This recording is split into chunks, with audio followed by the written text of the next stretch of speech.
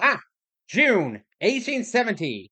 The record was set by the Natchez down in the Mississippi River, going to New Orleans to St. Louis in 3 days, 21 hours and 58 minutes. Part of that rat race to be the fastest to glory, and more importantly, the passengers and cargo carriage, was the unfortunately titled Robert E. Lee.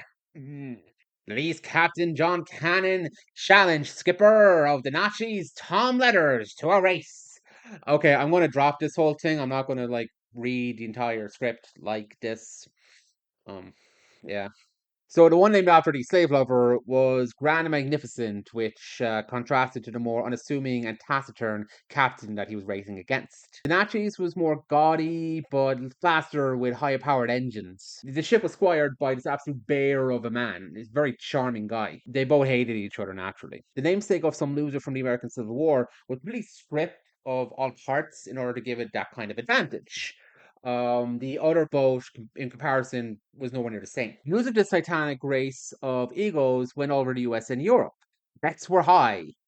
On June 30th, the race was off, with Cannon getting the head start by about a mile, leaving Letters by surprise. The race was tense and mired with controversy, with Cannon and his shittily named boat being pushed while it was refueled. Europeans considered this disqualifying. American bookies went tough shit. Some amusing stories about this, including one where a crowd of Memphis accidentally greeted with great frivolity a ship that wasn't even in the race. The two were neck and neck by the end. Cannon thought he slowed down near the end with a sandbar, but fortunately for him, Letters also slowed down by the same damn sandbar. 60 miles apart, fog obscuring their vision, and the Robert E. Lee, fuck that name, was the victor at 3 days, 18 hours, and 14 minutes. To this day, the record has not been beaten for steam-powered paddle wheelers. Letters said he would have won had he not been considering the safety of his passengers over the fog. So after that, we're skipping ahead about 30 years to April 1900. A young railwayman called Casey Jones discovered another passenger train that was going too fast to stop. He hit the brakes and saved all the passengers. However, the collision could not have been avoided, and after ordering his fireman to safety, Jones was killed in the crash. The man became immortalized in song. Two vaudeville artists, T. Lawrence Seibert and Edward Newton, heard the song while passing by New Orleans a couple of years later and thought that because they were bloodthirsty psychopaths, we'll make a great comedy song.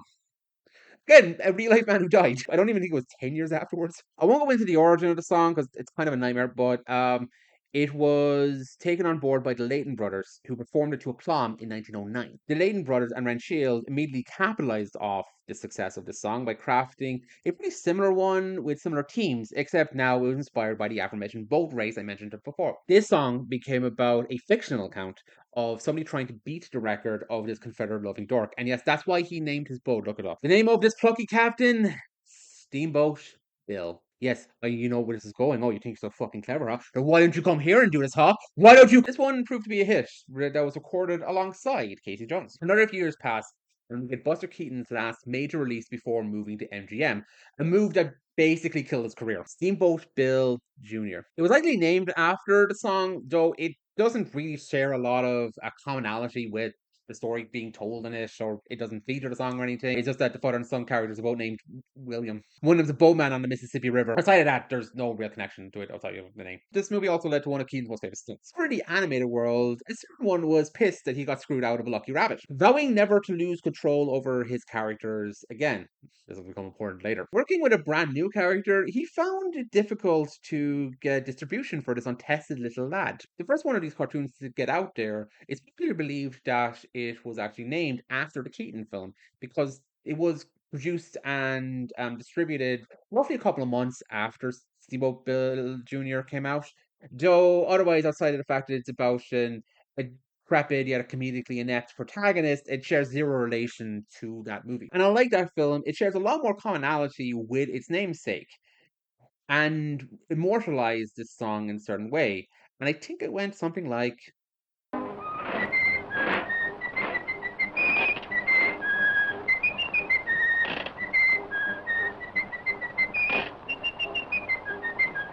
amazing what inspiration from all our history, pop culture, and fellow creatives can form these narratives in the long run, isn't it? Well, hopefully all of this stuff is copyright free, or we'd be in big trouble. As you've likely heard, Steamboat Willie is now in the public domain.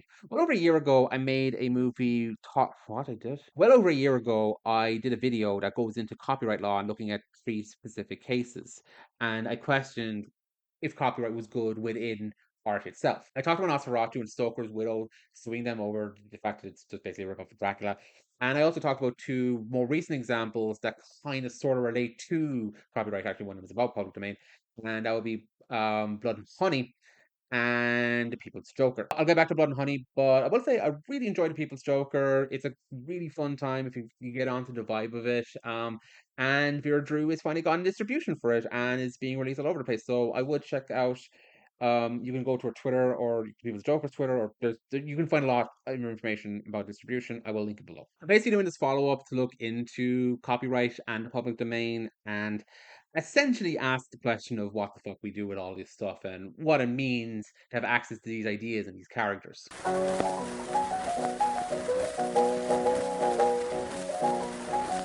Before I go any further, I need to stress I am not a legal expert on copyright law or anything. I am stupid and know nothing. Please continue to watch my video. My goal here is more to take a general artistic lens on what copyright and the public domain means to art, artists, and creativity, but I do have to touch on certain legal specificities as I will to the best of my ability. But to present myself with any actual training outside of my own lay research is both dishonest and dangerous. Please consult an actual trained legal expert or advisor if you have any personal queries regarding copyright. There are a lot of opinions on Steamboat Willie. Not all in agreement because copyright is pretty mercurial and complicated, especially when it comes to Disney. But Legal Eagle's video is a pretty good rundown of this case, and if you want someone with actual like legal training looking into this, I would all recommend this video. I'll probably refer to it as I go on. I'm also going to recommend a video that he mentioned in his video, and that's one from Corridor Crew, which looks into the history of Disney expanding US copyright law. I will also touch upon this. Finally, though he doesn't have any legal training as far as I know, I would recommend checking out Steve Shive's video, who did a really great one on a general rundown of not just Steamboat Willie, but everything else that went into the public domain in January 2024. He does give his thoughts on the legal side of things, but it's more general overview of material that, is publicly accessible now. So check them out. Let us move on with our quest. Copyright is an IP law. Ideally, it should protect whoever concocts the intellectual property on their artistic works. This be it books, films, plays, songs, what name you. Those who own said works have the exclusive rights to create and distribute with them legally, as well as earn remuneration for it, as well as how it should be used. For example, they can sell the rights to a major studio so they can have it adapted. Whoever owns the copyright can prevent others from using said works in other ways, such as adapting or performing it publicly. This is pretty straightforward on its face. Though, like a lot of things with the law, putting into practice can be a different matter entirely. I sourced this definition off the website of the Irish Department of Enterprise, Trade and Employment, because copyright can differ significantly throughout the world. There is no international basis for it, there is no internationally held standard of how copyright law is adhered to. A great example was actually brought up in Shive's video, and that is the case of Peter Pan. While every works of the original author is now in the public domain and you're free to use it in the US, in the UK it's a different story because of the Great Ormond Hospital. Barry was very closely connected to it and actually donated the rights to the copyright in 1929. Shortly before this copyright was due to expire, an act was actually passed to keep this arrangement in perpetuity. In other words, it will never be in the public domain in the United Kingdom, and royalties for it will continue to go to the hospital. I mean, you could just overturn that rule, but what stupid son of a bitch is going to like go and, defund a hospital for children? Great career killer if you're a politician. And this is more a specific case, but like generally, expirations and certain protective barriers and exceptions can really apply differently to different countries. For the purposes of this specific case, I'm focusing on US copyright law. That's where Disney originates. It's likely the standard they abide by, etc. If it's different in other countries and for some reason Steamboat Willie is not in the public domain in there, talk to a lawyer that's familiar with the law in your country. As I said, not a legal expert. Another issue with copyright is that, again, on paper, it's a ragtag beloved artist fighting against amoral theft. Something I alluded to in my last video is that the tide has changed with the growing desire for intellectual property to be bought out by massive corporations. While studios have gone after stories to adapt, the gold rush, so to speak, for IP has become increasingly worse as time has gone on. That obsession grew substantially after the 1-2 punch of the economic crisis and Writers Guild strike that took place in 2007 and 2008. Multiple studio development deals that writers had for the development of original material were quickly dropped. Anything that was even a slight risk had to go. Studios had even become more risk averse, as the ripple effect of those turbulent months is still felt over a decade later. This combined with the streaming wars means that select massive corporations are hoarding these IP rights and not being very forward or even logical with them. An example of this is actually the MCU's Hulk. Now, there's been various reasons given as to why there hasn't been a solo Hulk film since 2008. One of the most pressing ones is that an SEC agreement stipulated that Universal had the right to first refusal on a Hulk film for 15 years after The Incredible Hulk came out. And like, they didn't make the Hulk. They're not Stan and Jack. They don't own the IP rights to these characters. But I'm not going to go into how comic book creators are treated in the industry. That could be its own video.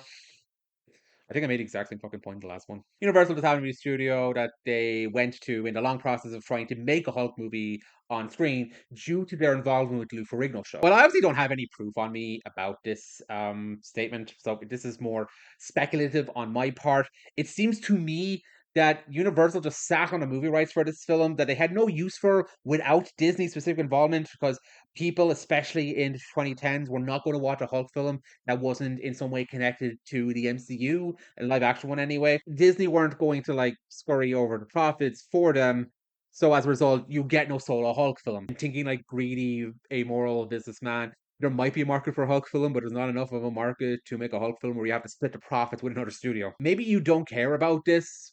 I mean, maybe you didn't want to see a solo Hulk film. I personally would have, but I mean, if you don't really care about this overall, the point really here is fuck that a scenario could be created that two studios can act like fucking children like this. And again, anecdotally, if I am based on my own speculation and my assumptions here, the point is like the studios have this much power over the stuff. The characters they did not create. On something even more ridiculous, let's look at the Friday the 13th films. Making a long story short, I'll link link a thing, read it yourself. The writer who owns the original screenplay and characters after a long legal battle, but not what appears in the sequels, including Jason Voorhees in a hockey mask, because that didn't appear until the third movie. He doesn't have international distribution rights, and he cannot call any project he does Friday the 13th. That's all owned by the producer. There is a prequel series in the mix, but this feels like a hollow victory. Like, who really wins here? All this to say, copyright is complex. We should celebrate when a work goes into the public domain that uncomplicates it. Anyway, this is why public domain is complicated.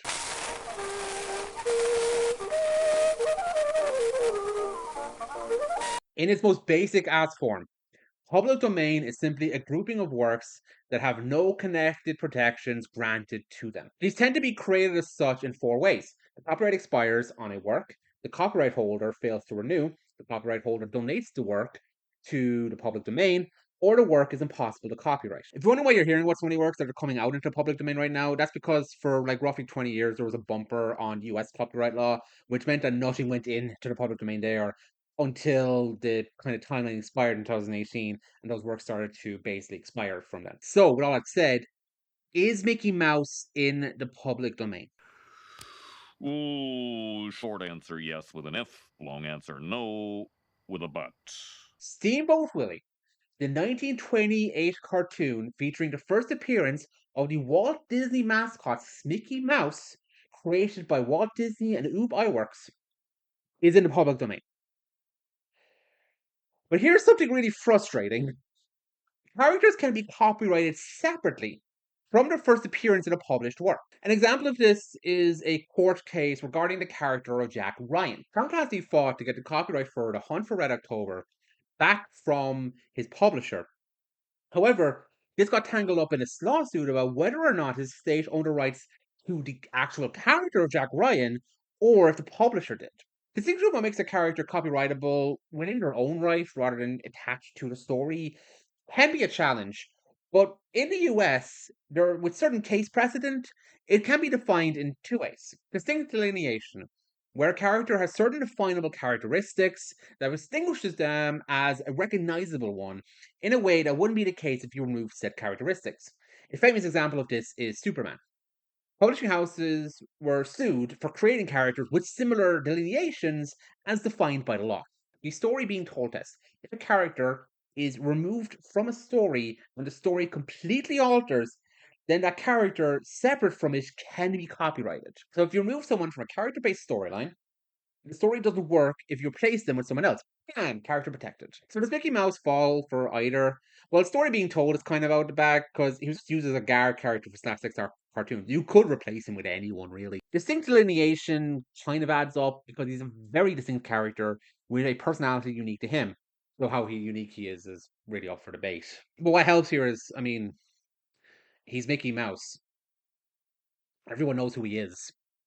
Everyone knows who he's affiliated with, more importantly. Now, Steamboat Willie Mickey, that was a weird sentence to say, really off the table. You can use him however you wish. But you gotta be careful modifying him in case you want your buddy blue-haired lawyer to get you. Now, there's not a lot you can do here. For one, and this is something I found out by Wikipedia, would you believe, you can use the red shorts. They were used in a promo material that dates back to as early as the earliest cartoons. Again, I've actually heard this different arguments about whether or not that is copyrighted or whatever. Legal Eagles video also brought up an interesting point. You technically claim that the Mickey you are using are derivatives of the OG Mickey. That includes the ones that Disney made after 1929. And I mean, that would need to be tested in court. And are you going to go up against Disney? Also, watch the video or consult Devin if you want clarification about this point. I need to stress again, no legal training. It also needs to be stressed they will try anything to protect their baby. It's not just Disney. Sir Arthur Conan Doyle's estate tried to sue Enola Holmes for, and I shit you not, that Sherlock Holmes was too nice. And they felt the characterization of Sherlock reflected the later Doyle books that at the time were not in the public domain. Thankfully, this case was dismissed. But these fuckers will try anything. And yes, Steve-O Willie is free. And nothing in the public domain go back in. Well.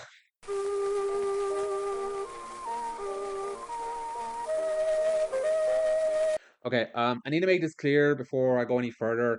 There has never been a case within my knowledge where work that has been made public domain because of time lapsing that has been brought back into copyrighted form. As far as I know, that has never happened, and that'd be weird if it did. Copyright cannot last forever, despite how hard companies try to skullfuck copyright law to make that happen. However, it's not unprecedented that works that lapse into the public domain can be copyrighted again. In the US, again, all is US based. You're going to be so tired and take a shot every time I say this. And funny enough, while I was writing this, I was rewatching Dan Olson's video on Ralph Bakshi's Lord of the Rings, and he actually brings up the whole case of the fact Tolkien's books lapsed into the public domain, and because of a legal loophole, they were actually re-copyrighted in the 90s. But I'll stick to movies because that's more my wheelhouse. The two examples I'll bring up here is It's a Wonderful Life, which I brought up in my last big video I say with weird, and Metropolis. What actually made it in public domain because of the very same reason, and that's a quirk within US copyright law in the early 20th century. It protected works for 56 years, but the copyright holder had to actually physically renew it on the 28th year for it to continue until it finally expired in the 56 years. Failure to do that will automatically put the work into the public domain. And a lot of material actually lapsed into the public domain because of this, because rights holders either aren't aware of this or just failed to get around to renewing stuff I mean, as someone who's pretty anti-copyright, that seems like a fair trade personally. Way better than the laws we have now anyway. I still think 56 years is way too long, but I'm comparing it to what it's like now. If you're not using copyright material, you might as well let the rights lapse. Metropolis got its copyright renewed for the same law that Dan Olson brought up in his Batchkey video. It's when the United States joined the Berne Convention. It was required to give the international works the same copyright protection that they gave for American works. There's a lot of legal goop that leads into this. Again, it's something you should look into yourself. But this eventually led to a law called URAA being signed in 1994. And passing this restated Metropolis copyright as well as various other works. As of 2023, Metropolis is once again in the public domain in the US. It's a Wonderful Life was a different story because it's a film, so the law wouldn't really affect it.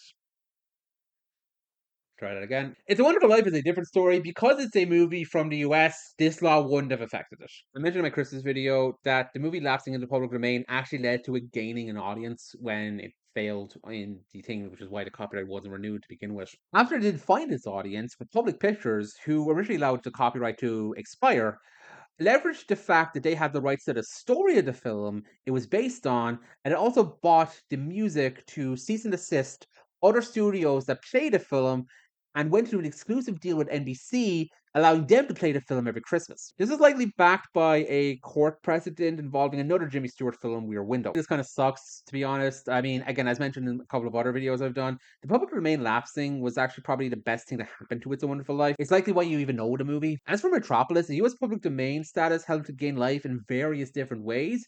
In particular, one thing you may be surprised to hear: electronic music. Metropolis has also long been the subject of fascination by composers and musicians seeking to give an appropriately futuristic score to the otherwise soundless futuristic film. The original score predated even the patent on the theremin, widely regarded as the world's first electronic instrument, and at the time of the film's release was regarded as fairly standard orchestral fare. Electronic musicians have been chasing the film's legacy ever since. Now, this didn't just apply to US composers. German ones took their shot at it too, despite the different copyright laws. However, composer Jeff Mills took his shot into the 2000s and ran into issues because of the film's renewed copyright status. Metropolis is one of Mills' finest albums, but in spite of the widespread acceptance of techno in Germany, and Lang's Metropolis being among the most famous 20th century German films, Mills' original soundtrack didn't become a fixture of Metropolis showings as it might have. This is mostly due to the peculiarities of history crashing into the obscurities of copyright law. Metropolis, it turns out, is one of the few works of art to have fallen into, and just as abruptly yanked back out of, the public domain. The article goes into Mills not being aware that Metropolis is now back in the public domain, and hopefully this will help him get his score out.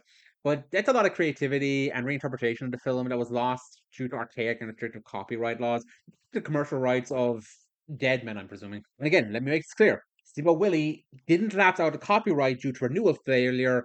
It lapsed due to time. There is no precedent that this kind of public domain entry has been altered, as far as I'm aware. Yet.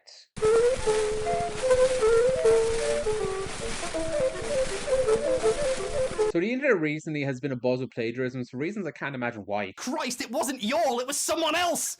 It was them all! I touched on this briefly in my copyright video, my last one.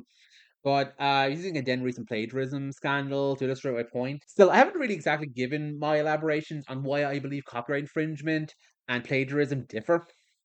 At least philosophically. Legally is another matter. Plagiarism, as per the Oxford University's definition, is the practice of taking somebody else's work and passing it off as your own. That is the case even if you get the permission from the author of the original work, the work is published, or even if you did so unintentionally.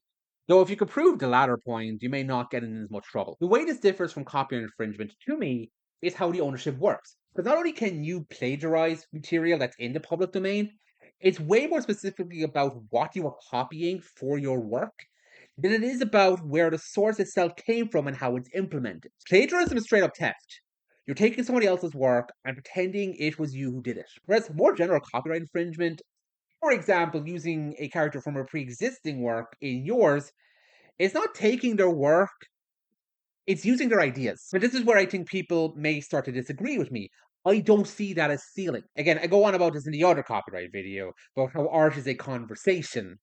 This is keeping that conversation going. Plagiarism is ending one conversation, taking their story and getting the accolades for coming up with it. And again, if this wasn't obvious, you should credit your ideas where they come from if you're using pre-existing ideas or characters. Here's the rub, however, because strictly speaking, and again, we'll stick to the US for example on this, plagiarism is not illegal. It's shitty, but in of itself, you aren't breaking the law. If you were charged for plagiarism, for acts of plagiarism, the crime in the statute you're committing is possibly a breach of contract, fraud, patent or trademark violation, or copyright infringement. Aha! Hoisted by my own petard. So yeah, as I've said before, I am a copyright abolitionist. I've also said removing copyright tomorrow would be an absolute apeshit show. If I'm speaking ideally, remove it. If I'm speaking practically, come on, who the fuck thinks 70 years after author's death makes any sense? So this is my stance, done this diatribe. Back to apparently the actual focus of this video, which is the mouse lad on the boat yoke. Why is Steamboat Willie coming into the public domain important?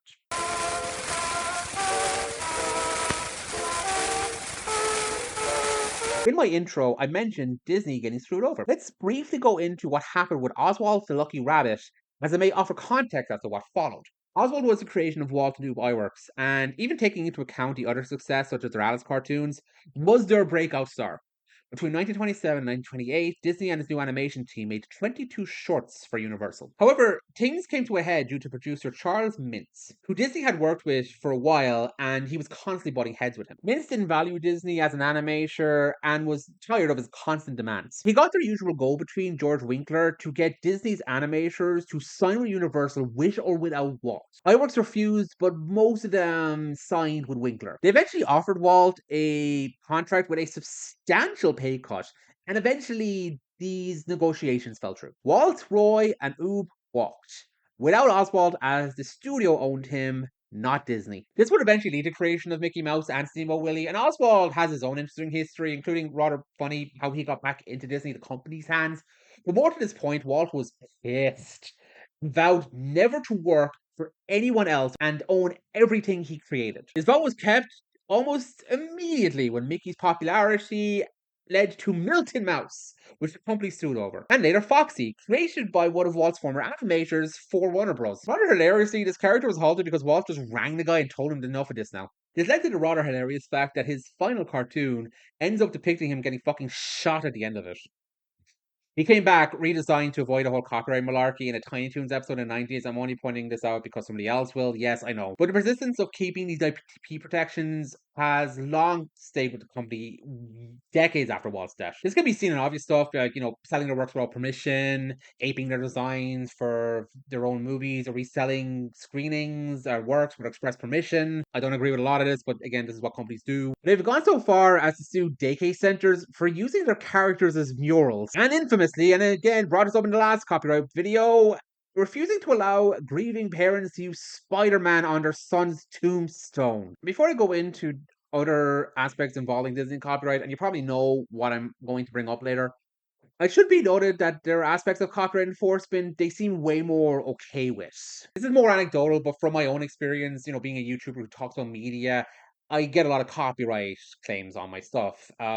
Word to the wise, never make a video with fucking BBC owned properties, especially if it's over 90 minutes long. And it's not like Mickey Mouse isn't like consistently mocked even before Steamboat Willie became in the public domain. Probably one of the most infamous examples is the parody in South Park.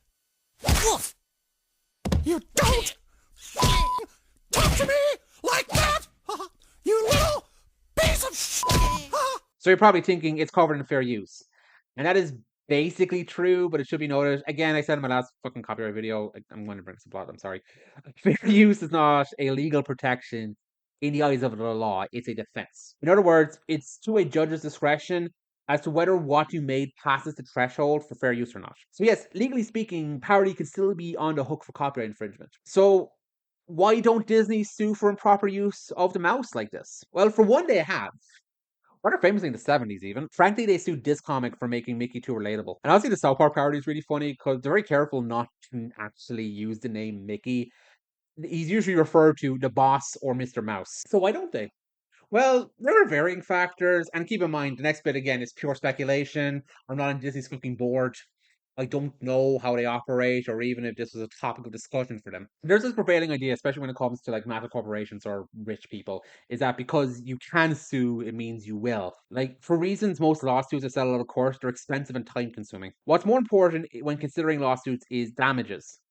Will this benefit me in the long run if I take this matter to court? Do I have the option to not do this and I face no real repercussions? No one's seriously jonesing to sue, typically speaking, anyway. With the proliferation of the internet and a Christ ton of parody content based on Mickey and their other properties, a lot of which they probably don't have any clue exist, is it worth their while to put the IP boot down on all of these? Like, what benefit would there be to suing the fucking South Park guys outside of making them look like the underdogs? It helps Disney not a dime and gives positive press to their rivals. Also, nobody really wants to try this because if you set precedent in the court of a giant, well-known property, losing a court case over fair use, I mean, that's kind of game over. Corporations benefit from the ambiguity of how strong the fair use doctrine is instead of testing it in court. Ironically, the threat of it is more beneficial than actually following up on it. So their mascot being free game, even an outdated depiction of him, is kind of a victory in of itself given how litigious they are. And if someone gets big because of using their former protected IP in another's work, Disney can relate.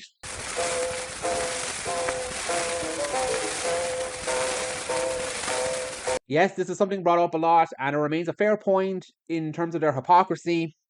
Disney owes a lot of success to adapting works in the public domain. Works that may not have been in the public domain if the law that was enforced now was enforced the same way back then. I'm not going to go through every one of their fucking movies this applies to, because that's going to take too long, and this video's already fucking bloated. Let's bring up just one example. One random one I can think on top of my head.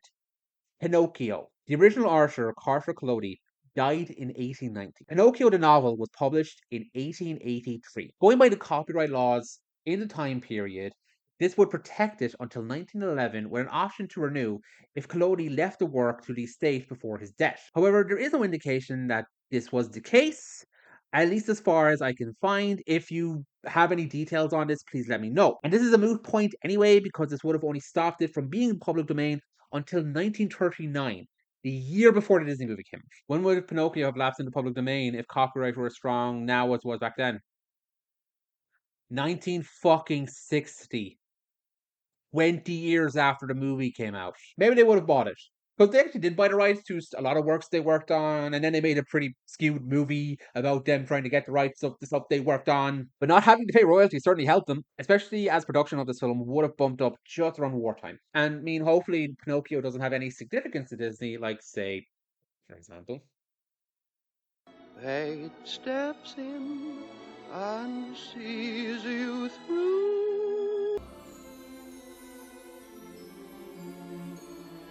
So yeah, it'd be kind of shitty if they didn't get it out when they did, Changes a lot about their legacy. And it's fair to compare them adhering to the copyright laws of the 1940s to what they are like now, because they are a huge reason why the copyright law in the US is the way it is. You should watch the Carter Crew video, it'll go into more extensive breakdown of this. Steamboat Willie's rights were supposed to expire in 1984, and would have had Congress not passed a revision of US copyright law in 1976. This not only enshrined authors' debt plus 50 years, it gave corporations a 75-year grace on the properties they expressly created and owned. It also expanded property still under copyright protection by 1976 to the same 75 years of publication, pushing Steamboat Willie to 2003. Well, I'm sure Disney's lobbying efforts certainly helped here. It's a little more complicated than that because a major influence was the Berne Convention I mentioned earlier, and they needed to get US copyright in line with the requirements while entering this convention. However, the 1988 revision doesn't get as much good grace, considering it was nicknamed the Mickey Mouse Protection Act. This law extended all existing copyright laws, so author protection, corporate protections, and existing copyright protected properties, an additional 20 years, meaning once again the mouse escaped the dread of public domain. This was a cynical move, completely driven by corporate greed and a willingness to hold on to what they can get their grubby little fingers into. It was even criticized at the time. At the time, many criticized both revisions as a giveaway to corporations and a threat to the public domain. As Lawrence Lessig, a law professor at Harvard University, noted at the time, "We are the first generation to deny our own culture to ourselves, since no work created during your lifetime will, without conscious action by its creator, become available for you to build upon." This brings up the obvious question, why didn't Disney lobby to have Steamboat Willie protected again? Why didn't they push for another copyright extension? And to be blunt, nobody really knows for sure. People have speculated, but it's hard to know unless you were actually in Disney's board when these conversations were happening. If they did. Jake and Carter Crew argued it's honestly because at this point Disney are too big to fail. Compared to the last time the mouse was on the public domain chopping board, they've accumulated enough revenue from major acquisitions for it not to be worth it for them. While I respect that view, I completely get where it's coming from, and obviously he's a trained lawyer, so he has way more of a fucking insight than I do. I actually think there's a way less cynical theory as to why they didn't do anything. That's really people are just fucking sick of copyright laws, inhibiting creative freedom. There was even a pushback in 98, and almost 30 years later, how corporate endorsing an oppressive copyright has become is just a lot less accepted. Major lobbying organizations like the Electronic Frontier Foundation or Creative Creative Commons are much larger than in 1998. Internet companies like Google didn't even exist 20 years ago, but have become a major force against copyright because their business model requires providing content to the public, such as thumbnails on Google Images. Copyright significantly impacts their ability to deliver content, so they have become powerful opponents of expanding copyright protections. And we have only begun to see the impact of AI companies like OpenAI, the creator of ChatGPT, and the use of copyrighted materials to build their models. Most importantly, the internet has provided a greater flow of information, allowing for broad grassroots engagement on copyright issues. A great example was the massive online protest against the Stop Online Piracy Act, SOPA, in 2012. SOPA would have forced internet service providers like phone and cable companies to enforce block lists of sites accused of promoting piracy. The defeat of SOPA and subsequent protests against congressional overreaches like net neutrality essentially ended efforts to expand copyright protection through legislation. Since 2012, there has been no significant legislation around copyright. Hello, editing, nearly a film critic here. Just jumping in very quickly just to clarify some things. You'll probably be hearing me from this side of the aisle more than once, but this quote seems to imply that AI is a benefit because of its hindrance on copyright law and trying to expand copyright protection. And I mean, I put this in because like I do agree that like AI makes trying to enforce copyright law more complicated, but considering how contentious it is and people might get the wrong idea about my opinions here, I don't think AI is a good thing for artists' rights and for protection around their work. And I, even though again I take all this all anti-copyright kind of stuff, my philosophy on it and my kind of viewpoint is I think it's a betterment for artists to have this kind of creative freedom. I think AI is a hindrance on how that gets across and how they can get their work across. So, this isn't a discussion about it, so I don't want to try to drag this on too long. But yeah, just wanted to clarify that. No AI, bad AI. Let's move back to the video. And it could be they're biding their time. For one, they're in kind of a weird politically fraught relationship for stuff they don't really want to go into. So they could find it actually hard to find somebody to lobby the stuff for them. But for now, the mouse is their sacrificial lamb. I mean, is he?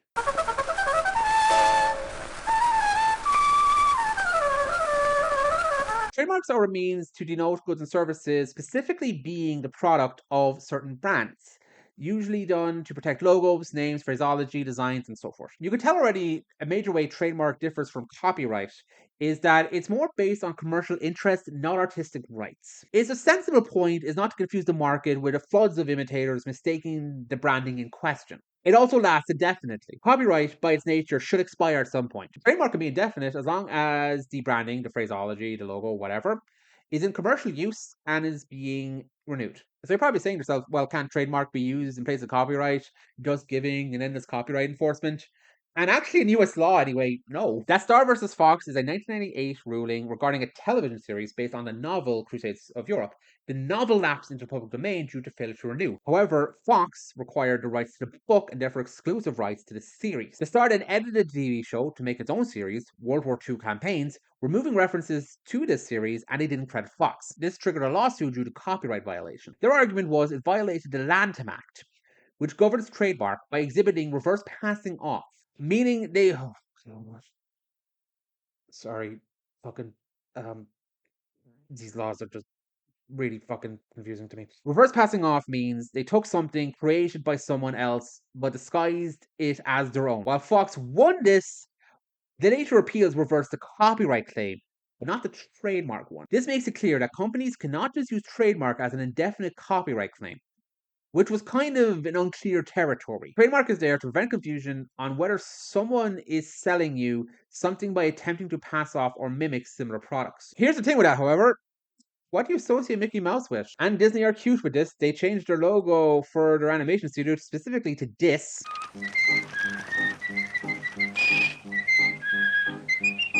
And yes, Mickey and his stable, they're all trademarked. Most Disney characters are. They may not be able to do shit about creating versions of Mickey, Minnie, and Willie the Steamboat, but theoretically, they can absolutely argue you violated a trademark. Making a decision to redact the person in particular I'm talking about. So again, this is anecdotal and you're just going to have to take my word on it. because it wasn't a huge story, and I don't really want Disney to catch wind of this, just in case like I am right about my theory here. But I did see a couple of days after Steamboat Willie that somebody was actually hit with a DMCA. They were a graphic artist who was using stuff within Steamboat Willie to sell different merchandise and stuff like that. Because it was so soon in January, this was likely due to the fact that they just hadn't updated their DMCA system, and their stuff came back up pretty shortly afterwards. But still, it's certain characters within Steve Willie with kind of different colorful lightning for dimension. Could you fool an unsuspecting person of an image like this being sold and licensed by the Walt Disney Corporation? Because I could say yes.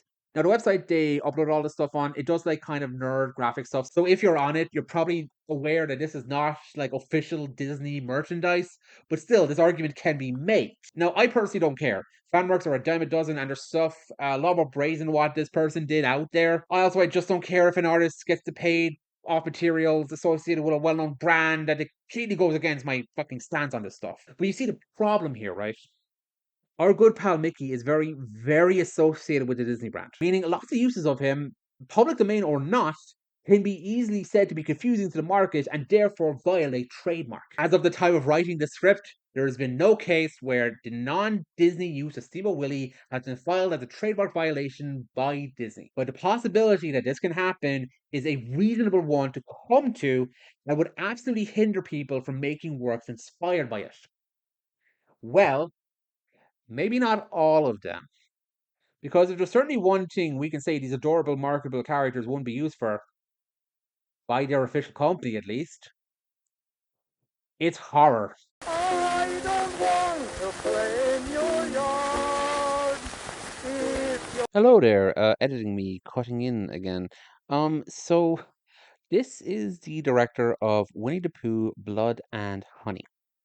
I was going to make a joke, and I eventually didn't, that it's weird that he has the same name as Andrew Wakefield. If you don't know who that is, he's basically the progenitor of the modern day anti-vaxxer movement and is a duplicitous scumbag.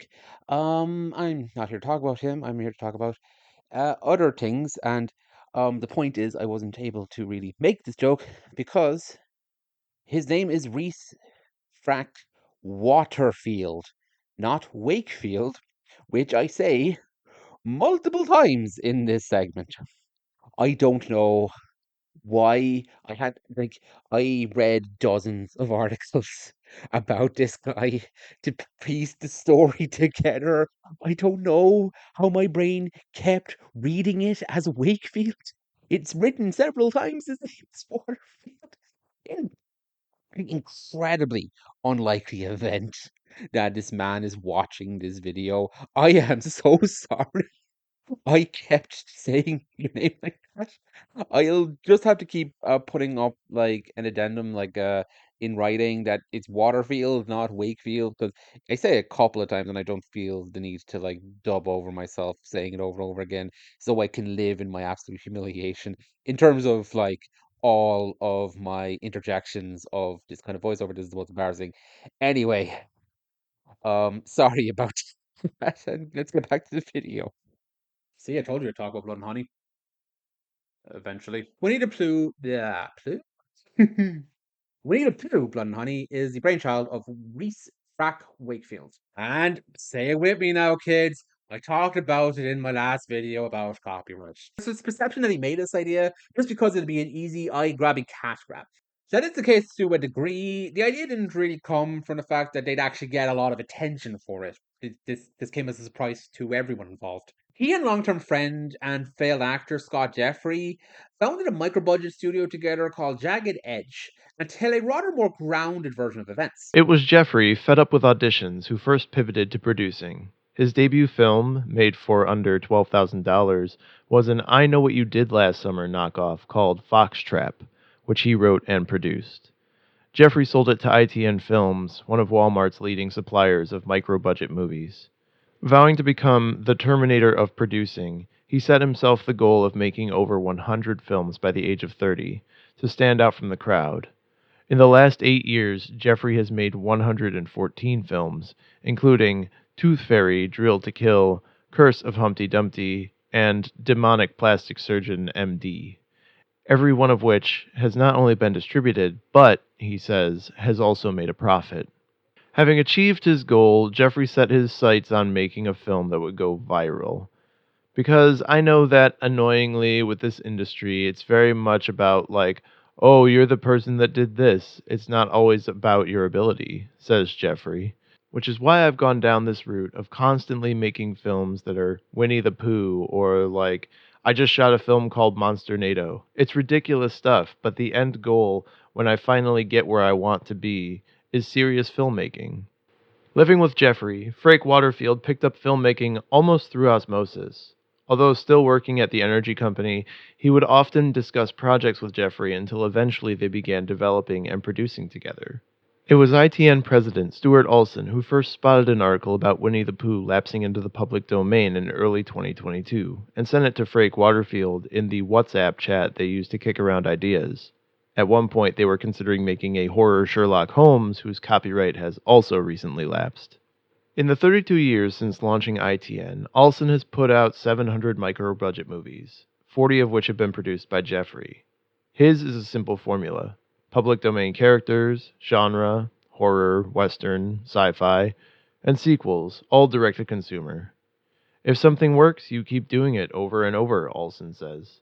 Which is why ITN has put out no fewer than 5 slasher Tooth Fairy picks, all produced by Jeffrey. I funded 2, 3, 4, and 5, Olson says, but that's it, because we ran out of teeth. To act like Wakefield had no idea this would turn heads is a bit of a misnomer. It's what intrigued him to the idea, based on the output his company made bank on. We wanted to focus on ideas with an X factor and where things are really contrasting. When we told people we wanted to do a Winnie the Pooh horror movie, 9 out of 10 people reacted strongly, and we knew this was a cool concept to go down. I never thought something like this would blow up to this scale. I was confident in the story and thought the concept would do well, but this is a once-in-a-lifetime chance for something like this to happen. It went absolutely wild even before we released the trailer, and a couple of publications posted a few stills from the movie, and it just blew up everywhere. Literally overnight. I remember being asleep and waking up to my phone going off with texts saying, check your phone. When the trailer dropped, it went even more mad because people were like, it actually looks good. Now the theatres have watched it and we have expanded the theatrical release, so I think everyone's feeling very confident about it.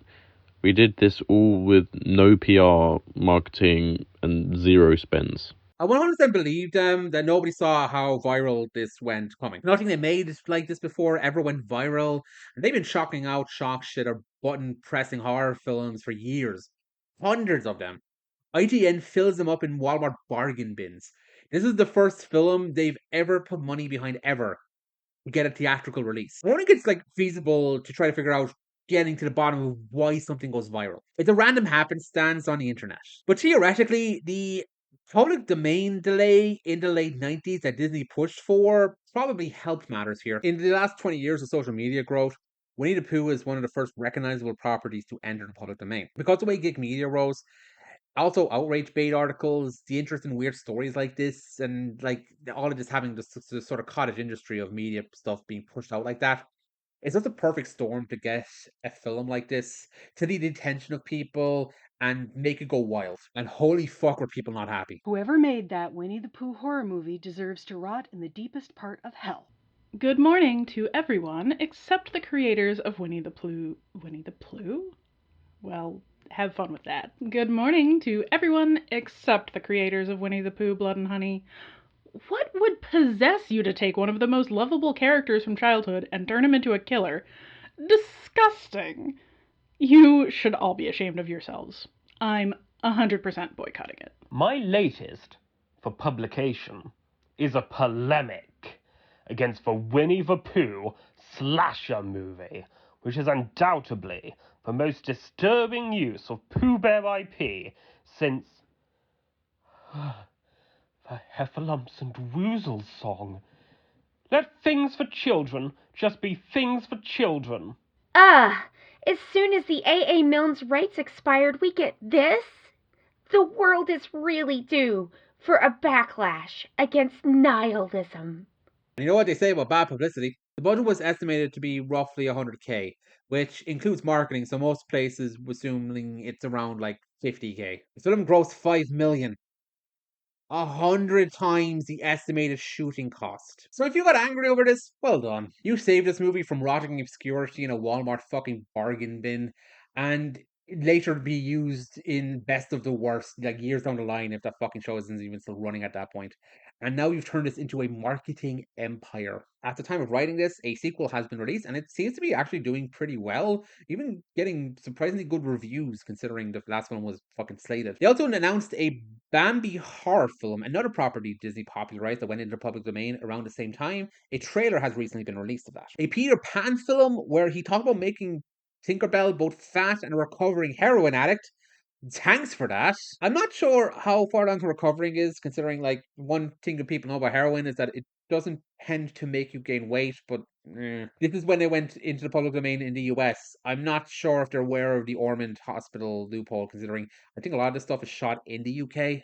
For all I know, they've accounted for that. We're also getting a Pinocchio movie. Granted, that's been in the public domain for like ages. And all of these are combined together to make the universe kill me. So they're going to make all of these crossover. All of these announcements have been met with similar snark and derision. And this did not stop with shit these guys specifically put out either. There was announcements for a Cinderella horror movie, which, if this was inspired by Blood and Honey's virality, Cinderella has been a story around since the fucking 1700s and has roots in ancient Greece. It probably lapsed in the public domain a long time ago. There was a Grinch horror movie, but this is an even flimsier one because it was released before the Blood and Horror movie even came out. So it was just a coincidence, and they still got like kind of lobbed into this outrage. Although the Grinch is still in copyright, so they had to do this awkward avoidance stuff here. All of these got the same response. All of these get the same outrage. It got to a point where Wakefield talked about his desire to do a Teletubbies and Teenage Mutant Ninja Turtles movie, and that getting coverage. People freaked out about this, but guys, TMNT was made in the mid 80s and Teletubbies in the late 90s. All of their creators are still alive. He says as much that he'd need to get the license and he can't. I don't see the BBC or Viacom, in their infinite wisdom, licensing the right to their children's properties, one of which was for infants. So this guy can make them bloodthirsty killers, and he'll either be long retired or long dead by the time they do become public domain. So calm the fuck down. Literally, and I mean literally the day after I recorded this video, they announced an R-rated Teenage Mutant Ninja Turtles movie is in production. Now, it's not a horror film. It's based on a comic run or a comic story, and it's being produced by Walter Hamada, who has a very complicated history, but he's a very powerful and influential producer. So my point still stands that they're not going to give it to some dude who made some horror films. That's still not a ridiculous thing. But to imply that Teen Mutant Ninja Turtles would is only for children, only ever will made for children, it ignores its history anyway, because it didn't start off as a kids property. That happened shortly after its creation. It started off as like a parody of kind of grim and gritty Frank Miller comics from the 80s, but and like even with how long this video is and how long you can't go into every meticulous detail, so it's not relevant. But the point is, yeah, um, I was a bit off the gun by saying no children's movies going to be made into an adult film because Teenage Mutant Ninja Turtles are. Oops. And of course, you probably saw this coming. Steamboat Willie's getting a horror treatment. Not from Jagged Edge, you'd be surprised to hear, but two horror films and a game based on the now public domain cartoon are coming into the gate. The cynicism about this is palpable, but let's talk about Barbenheimer. Not the actual phenomenon, no. A B movie that's being made about it. This annoyed people in a similar vein. Like, yes, it's a cash grab on IP, just instead of being directly about Barbie or Oppenheimer, it's cashing in on an internet meme. It had similarly eye-rolling takes. But here's the thing. Unlike Jagged Edge, who just throws out these micro-budget schlock to be eye-catching, and we're not expecting this to blow up at all, the director straight up admitted he's leaning on the name recognition. Film industry cynics may take one look at the newly announced low-budget comedy called Barbenheimer and a poster that uses Barbie's iconic pink font over a picture of a nuclear explosion and features the tagline, D Cup, A Bomb, and immediately assume it's simply a shameless attempt to cash in on a very recent cultural phenomenon. And those cynics would be absolutely correct, says Charles Band. It's 100% true, but it's also an opportunity to have fun with the bizarre coupling of these two movies and the combination of Barbie's vibe and the darkness of Oppenheimer. You mix that together, and you have such an opportunity for dark humor. It seems like every other feature is dark and depressing, and it's like, God, we need a little humor going into 2024. Yeah, let's talk about Charles Band a little. Charles Band is an American filmmaker who's been in the industry for about 50 years. While he has directed, he's mainly known for producing, and he has his name on over 300 titles. This is because he got into the home video market early on in its inception, and he struck gold. He's probably best known for the Puppet Master series. So I'm not going to go into a massive deep dive about this guy. I'm just going to scroll through his IMDb page, and you can do this yourself. And I'm going to go over some titles that catch my eye. Here's a horror film he made on Camgirls in 2022, and this is around the time where online sex work became a lot more prolific and more prominent socially, thanks to the pandemic. Here's a movie about Area 51, which was made around the time Storming It meme was kind of a thing. Here's another one with the same cast, teamed after the Tiger King phenomenon, which happened like early on in the pandemic. Here's another one that seems to be inspired by the Real Housewives of Beverly Hills, and that being really popular at the time. I'm not even trying here, but I'm hoping I'm making my point clear. This guy makes schlock without any major studio funding or interest. He kind of needs reasons to get eyes on the shit he's made, and he's very aware of this. And none of it is a judgment, it's his job. He has his name on nearly 500 movies. And he's been doing this longer than most people watching this have been alive. And people are getting really sniffy because he made a Barbenheimer movie. But I can go even further than this. Here's a movie about the fappening. Lloyd Kaufman's in this one for all you connoisseurs of true art. Here's one about Trump taking on the Illuminati, which feeds into a lot of sentiments at the time. Here's one inspired by Pizzagate. They retitled it Duncan, but the original title was called like the Pizzagate Massacre. Do you get it? You see, hell, as I've gone into previously in other videos, there's larger, more prestigious films based on in the news topics. They're just, far more polished and less salacious feeling than these. Well, not by much for some of them, but you get my drift. Hell, my last essay was about how the pandemic inspired a certain feel of film. There's also a lot of like really dumb, schlocky COVID horror films out there. This shit puts food on tables. There's a market for low budget, off the cuff movie productions to make films based on popular media topics of the time to sell them because they don't have the marketing budget of giant conglomerates and are trying to make a living. All of this is to say, why are people acting so aggrieved and mournful when the exact same thing happens because iconic characters enter the public domain after nearly 100 years? This was almost inevitable. Stop acting like this isn't normal. And like, okay, screw it. Normally this wouldn't bother me. Like, if this isn't your humor, if this isn't what entertains you, I get it. People have a very sincere and important attachment to these characters. If something about this offends you, I completely understand where you can be coming from. You don't have to like these movies. Also, spoilers, I saw the first Blood and Honey, and I think it sucks. If this is the end point for you, you think it's an affront on these important characters, and for whatever reason, you don't want to endorse that, fine. I'm not defending this hunk of shit. I still stand by my defenses of it being made from my last video, however, and this is where I reach my limit. Because the hatred for this is making people lean into extremely negative reactions once a known character goes into the public domain. I hate that as soon as a kid's book becomes public domain, instead of making a new adaptation for New Age, instead they have to make a stupid low-budget horror movie. Like First Pooh and Bambi? I hate to sound like a boomer, but just let these innocent things be innocent. It's because this stuff is so old, it's fallen into the public domain. They did it with Winnie the Pooh, and I read they are doing it with Mickey Mouse. Disney used to own all those properties, I guess. Even they can't stop it. I think it's trash. If the only thing to come out of Winnie the Pooh becoming public domain is lazy, lackluster content for man-children, maybe the property would be better off not in public domain. Only half serious. I just want to see interesting stuff come out of this, not more blood and honey. Oh bother. Looks like Winnie the Pooh was probably better off being Disney's property. I still have trouble understanding why these protections expiring are supposed to be a positive for society. Is culture really better off now that someone could potentially release Steamboat Willie and zombies?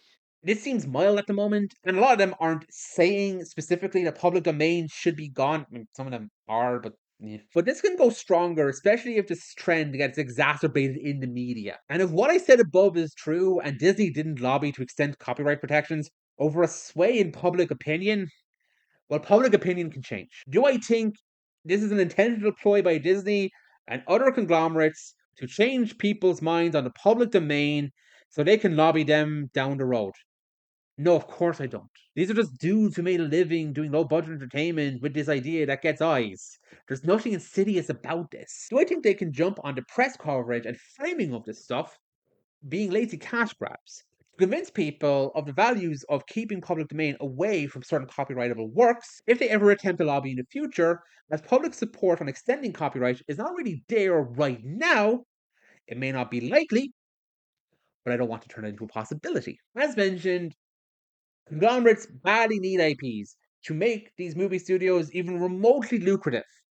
So the longer they can hold on to them, the better. If there is some spark that turns people off the public domain, they can absolutely lobby some random senator to sign off on it. You do not have to like this trend, but I am begging you, if you even begin to entertain the idea that this should be stopped by straining copyright protections, even if none of the examples I gave above say or think this, I am asking you to consider gaining a broader perspective on this. Please. I mean, look at the slew of Disney live action remakes and tell me they're handling these IPs any better than some bloke with some fake blood and random British forest accesses. If this is really bothering you, that you cannot stomach these beloved characters being turned into horror figures, make your own versions. I am 100% serious here. Release your own adaptation that's more wholesome and true to the spirit of the original. You have that power now. If you can't, you don't have the means of doing it, or you don't have the talent, or don't feel like you can, whatever. Support like the creators that are doing this. One Quarterly released a graphic novel that depicts Milne's original work. They couldn't do that while it was still on copyright. There are so many better ways to act like this than proverbially throwing the baby out with the bathwater. Public domain is important. Artists need that freedom. And sometimes we needed to appreciate artists that don't get these same protections.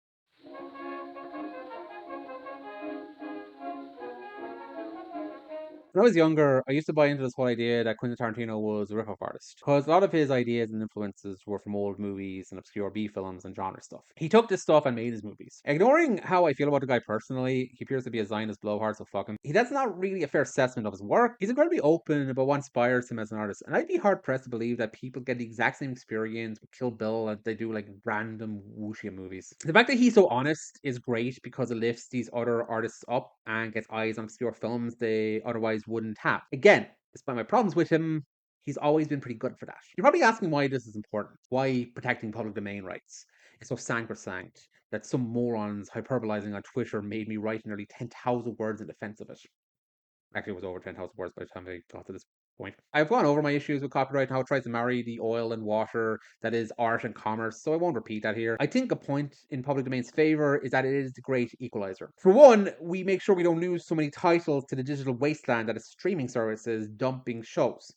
Another thing I'm criticizing, again, the other copyright video, that has gotten infinitely worse in the year and a half since I published that. I can no longer hold Disney to be the better of it and Warner Bros. For this, by the way. These can be more safely archived without the fear of legal reprisal if their copyright status is stricken because they're willing to dump these properties unceremoniously anyway. We're facing a reality where as much media will be lost now as was back when all we had was like degrading film stock and celluloid. But even ignoring that, I think there's a more of a philosophical approach when it comes to art and artists and how we view it. This goes into more of a hierarchical approach we take to how we celebrate artists in fields that require hundreds of hands to make like anything. Those hands become forgotten no matter their importance to the final product. It already hurts preserving their names. I don't think it offers a full picture of what goes into creating these properties or the culture they came from. People just assume they popped out of geniuses' heads fully formed, and that's just not a real assessment of this craft, of any craft, really. You all know who Walt Disney is. Fucker's name's on the gate. And it's not over his work.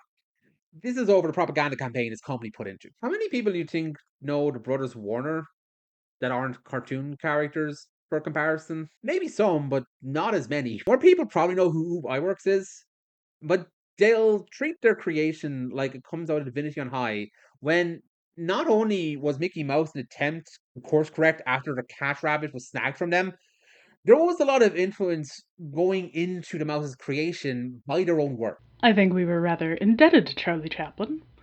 We wanted something appealing, and we thought a tiny bit of a mouse that would have something of the wistfulness of Chaplin. A little fella trying to do the best he could. Douglas Fairbanks was the superhero of his day, always winning, gallant, and swashbuckling. Mickey's action was in that vein. I thought of him in that respect, and I had him do naturally the sort of thing Doug Fairbanks would do.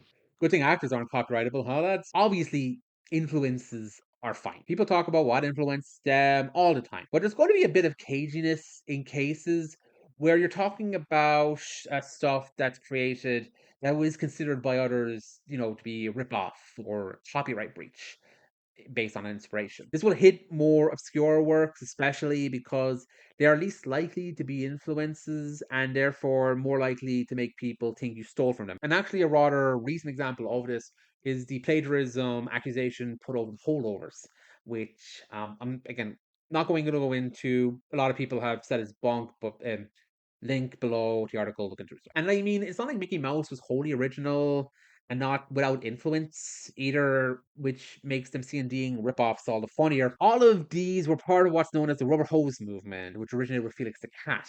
The rubber hose era also has another rather disquieting influence. Blackface and minstrelsy. Oh god, kill me. This is going to take a while. The rubber hose era has another rather disquieting influence. Blackface and minstrelsy. Minstrelsy. She shall, yeah, moving on. And yeah, we're going there. This WordPress blog goes into this influence, which has academic backing, and includes this quote from John Updike, which I think rather eloquently highlights the connective tissue here. Like America, Mickey has a lot of black blood. This fact was revealed to me in conversation with Saul Steinberg, who, in attempting to depict the racially mixed reality of New York streets for the super-sensitive and race-blind New Yorker of the 1960s and 70s, hit upon scribbling numerous Mickeys as a way of representing what was jauntily and scruffily and unignorably there. Cartoon characters' rubberliness, their jazziness, their cheerful buoyance and idleness, all timed with popular images of African Americans, a oddity embodied in minstrel shows and in John Chandler's Harris Tales of Uncle Remus, which Disney was to make into an animated feature, Song of the South, in 1946. The quote's a bit long, so I'd recommend checking the blog for the full phrase, but again, the take is clear. These characters owe a lot from a practice done to exploit and demean a marginalized voice. By the way, if you're going to read this as me trying to ruin your fun with these cartoons or whatever, yeah, sure. You are bad if you enjoy a 1920s rubber hose cartoon. Have fun with that, I guess. The history of minstrelsy, I need to stop writing that. The history of minstrelsy and blackface is way, way too complicated for the scope of this. But the guys I mentioned above, who basically wrote Steamboat Bill, they were white minstrels who pilfered the Ballad of Casey Jones and wanted to make their own really similar version. Because minstrelsy had kind of obviously faded out in popularity at the time, but they still took like influences from it, and a lot of them were just former blackface minstrels who kind of just they went whiteface. So, fun stuff. The Ballad of Casey Jones was basically made into a rather similar other song, and if you think I'm being basically accusing these guys of being derivative, Casey Jones mounted to the cabin. Casey Jones with his orders in his hand. Casey Jones mounted to the cabin and he took his farewell trip to that promised land. Steamboat Bill, steaming down the Mississippi. Steamboat Bill, a mighty man was he. Oh, Steamboat Bill, steaming down the Mississippi. Gonna beat the record of the Robert E. Lee. I'll let you decide. And again, I like both songs, so and I don't really care about that much. It's more bothers me the length of which this was stolen, which let's talk about that actually, because Race doesn't just have inspiration in the mouse, but the song he whistled. I went over the history of Steamboat Bill, but also Casey Jones and that inspiration, except I left out an important figure. Wallace Saunders. Saunders was an engine wiper and was friends with Jones. After he died, Saunders immortalized his heroic friend in song form. This is where Siebert and Newton came in. This pop song, Casey Jones, had been written by two vaudevillians, T. Lawrence Siebert and Edward Newton. It has been generally accepted that Siebert and Newton based their composition on a song that they, or some other stage performers, heard some black people in New Orleans singing. It is further accepted that this folk song about Casey Jones was written by one Wallace Saunders, a black engine wiper in Canton, Mississippi, who knew Casey well and admired him greatly. Saunders presumably drew upon older blues ballads and songs to compose a new ballad heavily dependent on black tradition. Saunders made the lyrics incorporating his friend to the tune of a popular song at the time called Jimmy Jones. Wallace had a gift for improvising ballads as he labored at wiping engines or shoveling coal. He would sing in rhythm with his muscular activity, and one of his creations, as innumerable witnesses agreed, was the original version of Casey Jones. There is some doubt as to the exact process by which this folklore was transmuted into a national song hit. We do know that there were several adaptations of the original lament. One was sung on the vaudeville stage by Bert and Frank Layton, brothers of an Illinois Central engineer named Bill Layton. In 1902, it was finally published, and in 1903, it was listed among the 10 best sellers in sheet music. We go from teeth to teeth here, really. And to be fair, nobody remembers any of these men. Not really. And in a lot of ways, they have invaluable parts of where the song got to where it is. But Wallace Saunders, inspired by music himself, started the song, had white men steal it and rejig it to a comedy song. These white men had white men steal it from them and get it published. These second white men had buyer's remorse and just made a similar-ish song. That one got featured in one of the most iconic cartoons ever made. Saunders died in poverty, not seeing a penny of having his work used like that. And maybe if he'd copyrighted it himself, he would have made a killing. But I think we know the history of black music not selling without a white face. Now, thankfully, Saunders' place has been embedded in this song's history. And he has his portrait hanging in the Casey Jones Museum. And look, I don't want you hating these songs or these cartoons. I like these songs and these cartoons. I've had the fucking Steamboat Bill song stuck in my head since January. Just because art has nefarious origins doesn't mean it has nefarious effects. But I think these are connected. The nature of art, commerce, who gets to claim the rights and who benefits from them. Wallace's name may have been recovered faster before he died, had we all not been so obsessed with who gets their name on the label. Copyright benefits a hierarchical position, a capitalist mode of thinking, and it means these stories are forgotten in the name of the geniuses that stand up on top. If we allow copyright protections to be as stringent as they are, these hierarchies continue to embolden and solidify. Frankly, it gets to a point where the artists themselves don't see any real benefit sometimes, even those who do get their works protected under copyright. Just seeing their hard work thrown into the digital dustbin if it's not making some random corporation a quick buck. And this enshrines a history that sadly many of us know. The marginalized get screwed by the system because the ones on top deserve all the praise for the labor. We cannot really individually celebrate the hundreds of people who work on one movie, for example, but we should work to keep their legacy intact. It works better for all of us, artists and those enriched by the art, to have their liberty to know, to see, to explore all the wild tales and various wonders that inspire the art that we love, to have their legacy be more secured. I think that starts with celebrating what the public domain brings us in terms of preservation and creativity. Maybe it can help us see a more colorful picture. Man, that was cheesy. Well, I mean, we're talking 1920s art. That had a lot of cheese. Good to bring it back to the 2020s, huh?